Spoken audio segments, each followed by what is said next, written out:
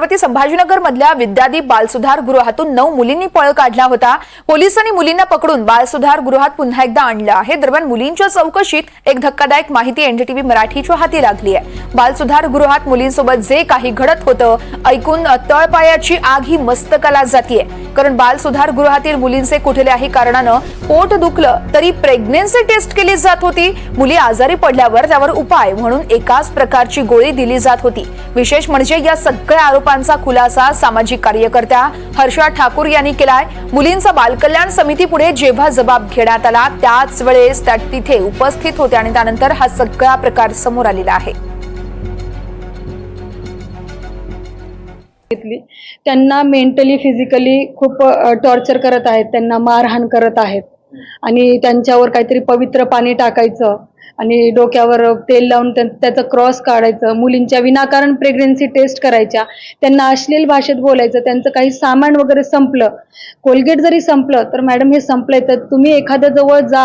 आता ती भाषा मी इथं वापरू शकत नाही, पण तुम्ही एखाद्या जवळ जा, तो तुम्हाला हे करा, त्याच्यासोबत ते करा, तेव्हा ह्या गोष्टी तुम्हाला भेटतील, इथं फुकट आम्ही सांभाळतोय तुम्हाला, ह्या गोष्टींचा वापर त्यांनी केलेला आहे।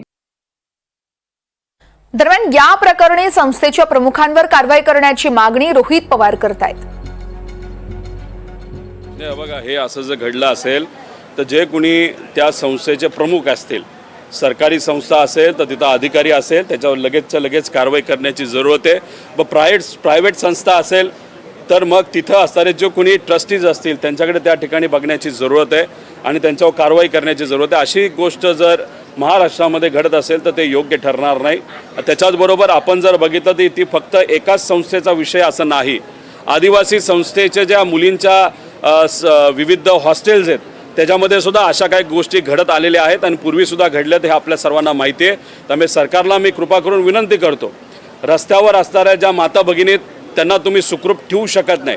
एक तर त्याच्यासाठी तुम्हाला काहीतरी कायदा व सुव्यवस्थेची परिस्थिती कशी चांगली होईल यासाठी प्रयत्न करावे लागतील आणि हे जे हॉस्टेल आहेत जे गरिबांसाठी आणि खास करून मुलींसाठी सुरू केलेले आहेत त्याच्यात जर गैरप्रकार होत असेल तर सरकारने पुढाकार घेऊन कारवाई करून एक वेगळा रूल रेग्युलेशन त्या ठिकाणी आणण्याची जरूरत आहे।